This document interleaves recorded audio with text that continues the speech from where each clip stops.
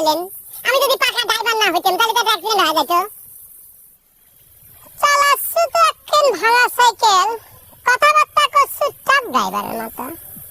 এই তোর বাড়ি কোনে? তোর নাম পরিচয় কি? আপনি তো খুবই তুই তুকারি করে কথা করছেন।